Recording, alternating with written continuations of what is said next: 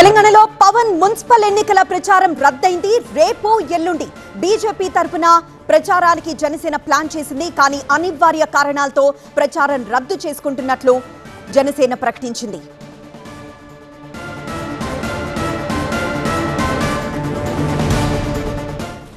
మరింత సమాచారం మా ప్రతినిధి విద్యాసాగర్ అందిస్తారు. విద్యాసాగర్, పవన్ టూర్ ఎందుకు క్యాన్సిల్ అయింది?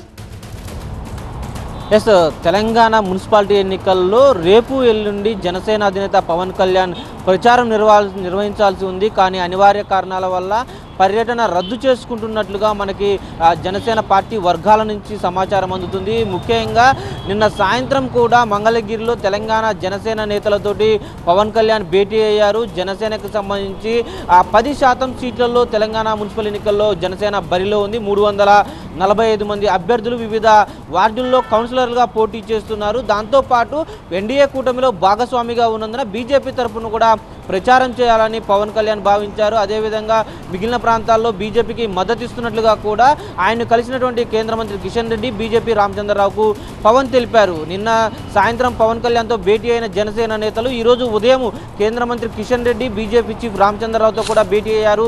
ఎక్కడెక్కడ పర్యటన చేయాలి, ఏ మున్సిపాలిటీల్లో పవన్ ప్రచారం ఉంటే బాగుంటుందన్నటువంటి అంశాల మీద చర్చించారు. కానీ మధ్యాహ్నం తర్వాత పరిణామాలు వేగంగా మారిపోయాయి.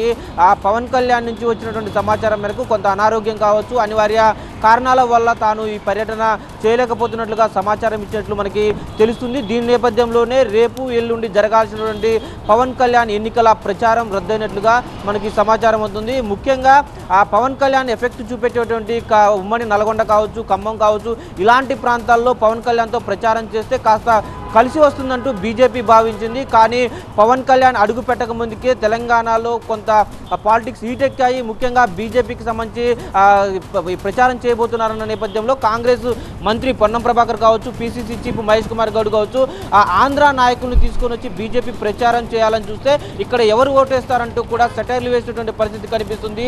ఈ యొక్క పొలిటికల్ కామెంట్స్ హీటెక్కిస్తున్నటువంటి వేళ ఇప్పుడు సడన్గా ఆల్ ఆఫ్ సడన్గా పవన్ కళ్యాణ్ ప్రచారం రద్దు కావడంతో కొంత చర్చనీయాంశంగా మారిందని చెప్పుకోవచ్చు. ఎస్ విద్యాసాగర్.